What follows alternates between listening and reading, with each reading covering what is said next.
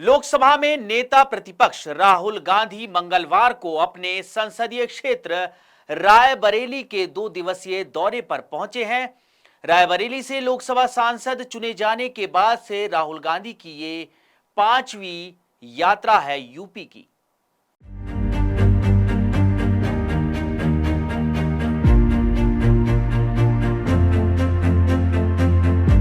कांग्रेस सांसद और लोकसभा में विपक्ष के नेता राहुल गांधी ने मंगलवार को अपने संसदीय क्षेत्र रायबरेली और पूर्व संसदीय क्षेत्र अमेठी के 2 दिवसीय दौरे की शुरुआत की। उन्होंने रायबरेली में वंचितों को सौर ऊर्जा से चलने वाली गाड़ियां वितरित की। गांधी मंगलवार की सुबह लखनऊ हवाई अड्डे पर विमान से उतरे, जहां कांग्रेस की राज्य इकाई के प्रमुख अजय राय, राष्ट्रीय महासचिव एवं उत्तर प्रदेश प्रभारी अविनाश पांडे, विधानसभा में कांग्रेस विधायक दल की नेता आराधना मिश्रा और अमेठी के सांसद केएल शर्मा समेत अन्य पार्टी नेताओं ने उनका स्वागत किया। वहां से राहुल सड़क मार्ग से रायबरेली के लिए रवाना हो गए। रायबरेली पहुंचने पर गांधी ने विसाका इंडस्ट्रीज में 2 मेगावाट के सौर छत संयंत्र और इलेक्ट्रिक चार्जिंग स्टेशन का उद्घाटन किया। उन्होंने इस अवसर पर वंचितों को एक गैर सरकारी संगठन एनजीओ द्वारा दान की गई सौर ऊर्जा से चलने वाली करीब 1 दर्जन गाड़ियां भी सौंपी। राहुल गांधी सबसे पहले कुंदनगंज पहुंचे, इसके बाद रायबरेली के सिविल लाइन चौराहे पर पहुंचे और सुभाष चंद्र बोस की दोबारा बनाई गई मूर्ति का अनावरण किया। इस दौरान स्थानीय लोगों ने उनके साथ सेल्फी भी ली। प्रदेश अध्यक्ष अजय राय ने कहा कि उनका उत्तर प्रदेश रायबरेली अमेठी से पुराना रिश्ता है और इस क्षेत्र के साथ गांधी परिवार के पारिवारिक संबंध है। लोकसभा में विपक्ष के नेता राहुल गांधी ने प्रधानमंत्री नरेंद्र मोदी को एक पत्र लिखकर पहलगाम हमले पर चर्चा के लिए संसद का विशेष सत्र बुलाने का अनुरोध किया है, जिसमें 26 लोग मारे गए थे। उन्होंने कहा कि पहलगाम त्रासदी ने हर भारतीय को झकझोर कर रख दिया है।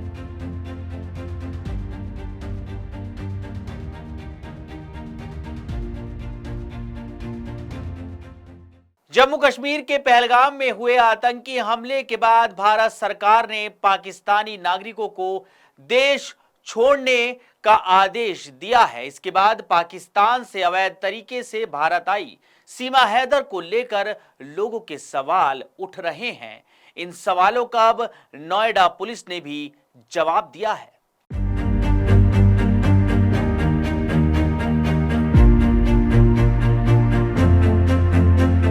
सीमा हैदर की पाक वापसी पर पुलिस का कहना है कि केंद्र सरकार से जो आदेश मिलेगा उस पर कार्रवाई की जाएगी। सीमा हैदर के वकील एपी सिंह ने कहा है कि इस मामले में केंद्र सरकार और यूपी पुलिस से सीमा को कोई नोटिस नहीं मिला है। उनका कहना है कि सीमा अभी भी कोर्ट के आदेश पर गांव रबुपुरा में रह रही हैं। उनका कहना है कि सीमा हैदर के मामले की जांच यूपी एटीएस ने भी की, जिसमें उन्हें कुछ नहीं मिला था। इस मामले में अब नोएडा पुलिस ने भी कहा है कि सीमा को लेकर उनके पास कोई आदेश नहीं आया है। ये मामला कोर्ट में है, जो आदेश मिलेगा उस पर कार्रवाई की जाएगी। 22 अप्रैल को पहलगाम में आतंकी हमले में 26 निर्दोष लोगों की मौत हुई थी। इस हमले को पाकिस्तानी आतंकियों द्वारा अंजाम दिया गया था, जिसके बाद भारत सरकार ने पाकिस्तान पर कड़ा रुख अपनाते हुए सार्क वीजा छूट की नीति के तहत उसके नागरिकों को दी जा रही सुविधा समाप्त कर दी। भारत सरकार की ओर से पाकिस्तानी नागरिकों को देश छोड़ने का आदेश जारी किया गया। इस बीच सीमा हैदर को लेकर भी लोगों की नजर उस पर बनी हुई है। इधर सीमा ने प्रधानमंत्री नरेंद्र मोदी और योगी आदित्यनाथ से गुहार लगाते हुए कहा है कि अब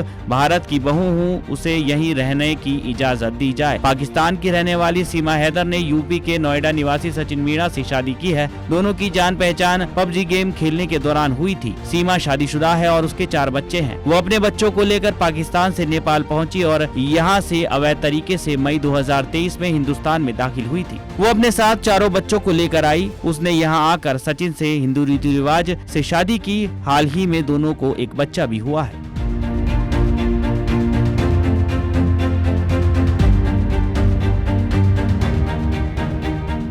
भारत ने संयुक्त राष्ट्र में पाकिस्तान को एक दुष्ट राज्य कहा है। भारत की उप स्थायी प्रतिनिधि राजदूत योजना पटेल ने कहा है कि ये दुर्भाग्यपूर्ण है कि एक विशेष प्रतिनिधि मंडल ने इस मंच का दुरुपयोग करके दुष्प्रचार करने और भारत के खिलाफ निराधार आरोप लगाने का विकल्प चुना है।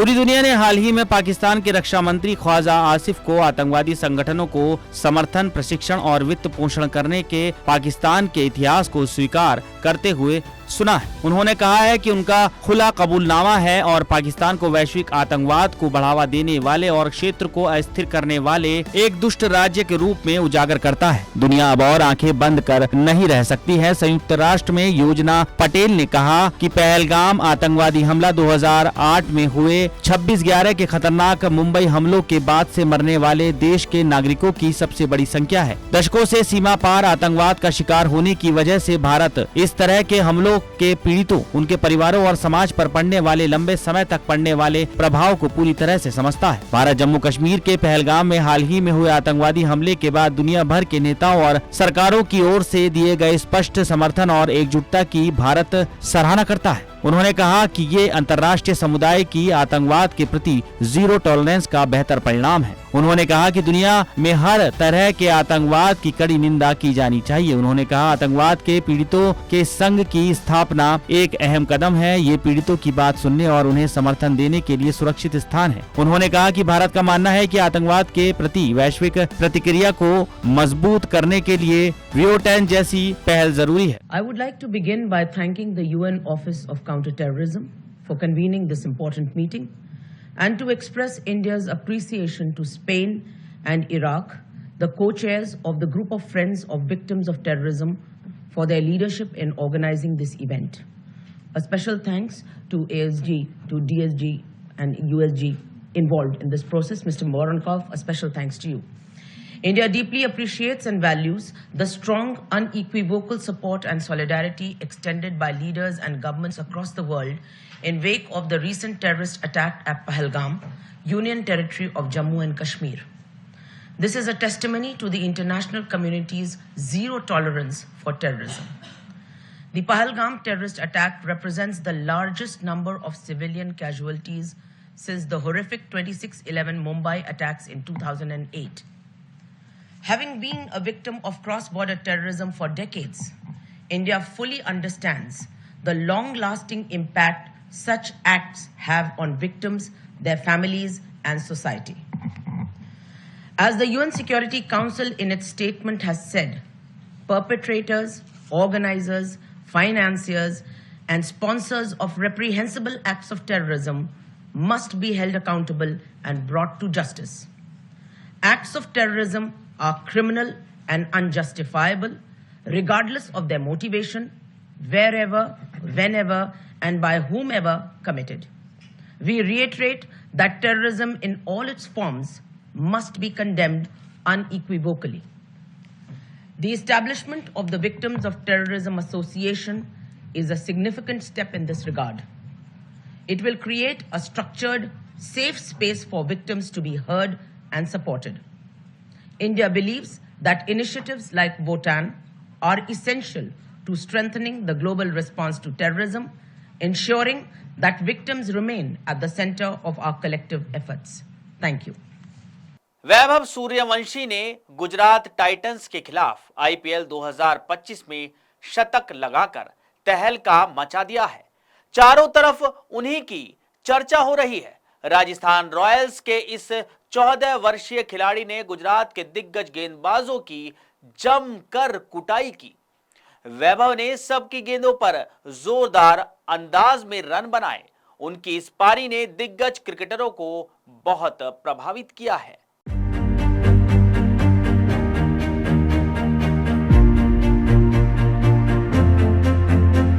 वैभव ने ईशांत के एक ओवर में 3 छक्के और 2 चौके मारकर सनसनी मचा दी। इसके बाद तो वो नहीं रुके और आईपीएल में सबसे तेज शतक लगाने वाले भारतीय खिलाड़ी बन गए। उन्होंने 35 गेंदों पर सैकड़ा ठोक दिया। यूसुफ पठान ने 2010 में राजस्थान रॉयल्स के लिए ही 87 गेंद पर शतक जड़ा था। वैभव उनसे आगे निकल गए हैं। हालांकि वो क्रिस गेल के रिकॉर्ड को नहीं तोड़ पाए। वेस्टइंडीज का ये धाकड़ बल्लेबाज 30 बॉल में सैकड़ा लगा चुका है। वैभव ने 38 गेंदों का सामना किया और 101 रन बनाए। उन्होंने अपनी पारी में 7 चौके 11 छक्के लगाए। वैभव का स्ट्राइक रेट 265.79 का रहा। उनकी पारी की बदौलत राजस्थान को सीजन में तीसरी जीत मिली। वैभव वेस्टइंडीज के महान बल्लेबाज ब्रायन लारा को अपना आदर्श मानते हैं। लारा भी बाएं हाथ के बल्लेबाज थे। कई क्रिकेटर एक्सपर्ट को लगता है कि वैभव की बैटिंग में उनकी झलक दिखती है। उनके कुछ शॉट लारा की तरह नजर आते हैं और वैभव ने जिस तरह जयपुर के सवाई मानसिंह स्टेडियम में बैटिंग की है वो वेस्टइंडीज के ही क्रिस गेल की तरह थी।